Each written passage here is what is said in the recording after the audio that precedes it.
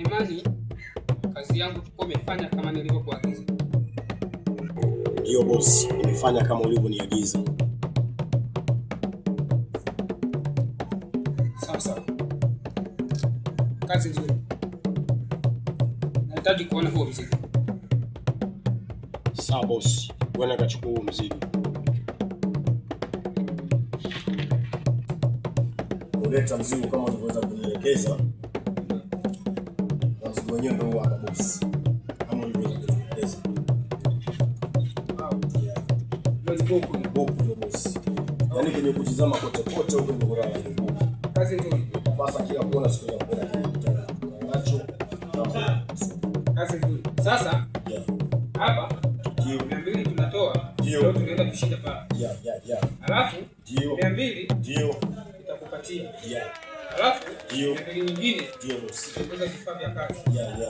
Alafu hiyo 200 hiyo 400 itabakia. Ndio baki ya bosi. Vipi? Hakuna mzigo mwingine? Mzigo mwingine huo hapa. Kwenye kuangalia. Ndio. Nijaribu kuna kule nilichokutana nacho bana. Kama ulivyokuwa kunielekeza. Niweza kukutana na kitu.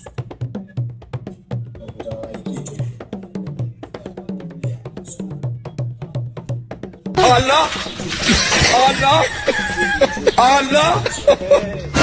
Kazi nzuri. Hapo umeleta kwa niaba ya nani? Chumba nimeleta kwa niaba yako. Nimeleta kwa niaba ya shemeji. Ya shemeji yao ambao ndio mkeo. Ambaye ndio mke wangu mimi. Okay. Kwa hiyo nataka uniambie unajua size ya mke wangu? Hapana bosi, sio kama najua size ya mke wako. Sema tu baada ya kuona nimeangalia kila kuona sijaona kile kitu ambacho nitakiwa nichukue. Niweze kukutana kaona bora hii hapa tutaweza kufashion.